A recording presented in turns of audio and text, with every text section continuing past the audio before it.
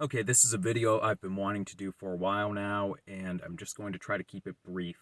Basically, I had really bad facial redness years ago, and while it's not perfect right now, it's a lot better than it used to be. And the two things that worked for me better than anything else are two creams. It's Elidol cream, and the other I'm just going to throw up on the screen so you can see what it looks like, because I'm going to butcher the name. And I use Elidel in the morning after washing my face with a Cetaphil face wash and not face wash, like a soap. And then I do the same wash and then use the other cream in the evenings.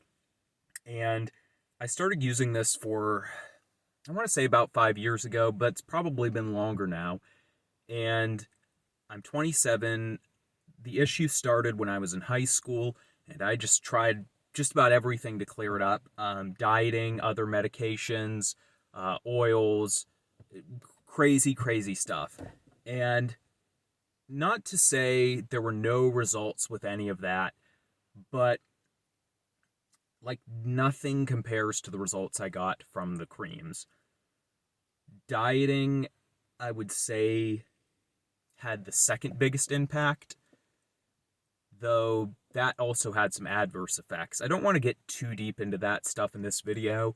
If anyone does come across this and wants to hear more about those other subjects, I could do a video on those, getting into some more of the nitty gritties, especially like people who are afraid of going the medical route. At this point in my life, I'm very much for using medications and going to pharmacies, but I I think I understand. Well, I do understand at least one point of view of not wanting to do that, because for the longest time I didn't want to, because the issue I have right now actually started after I had been on an antibiotic for acne. In high school, I had really bad acne, and at that point, my facial redness wasn't terrible. Just maybe a little pink, sort of like it is here. And I took this antibiotic, and it cleared up the acne, but it left me with this like glow in the dark red. And the pictures I find to throw up are probably not the most representative, because unsurprisingly, I didn't want many pictures taken at this point when I looked this bad. Weirdly enough, I was going through one picture through an old school yearbook where you could see my face, and they made the picture black and white, but like the color difference on my skin was so prominent that you could, tell even in black and white. And basically after that, I was like, screw this. And there was this whole, it's a weird timeline. To remember this kind of thing is, not everything is going to line up. But I did kind of go to some other dermatologist, and the second one I went to basically told me eventually she couldn't help me in any way. I ended up going to a naturopathic doctor, and he tried some dieting things, and some of those definitely made a difference, but nothing like the difference I had with the creams. And I can't remember how, but I just got around to wanting to use another dermatologist. At this point, like the guy I'm currently going to, who I've used for other issues too, is probably my fourth or fifth one. Probably fifth. And he, like I went through so many others where they just didn't know what to do, or were really dismissive. I went to some other doctors outside of dermatologists because I thought it might have been another more underlying issue. But I ended up on this guy, and it's worked out pretty well. And I consistently use these. And one of the things I remember when I was researching this stuff is that there weren't too many videos talking about my particular condition.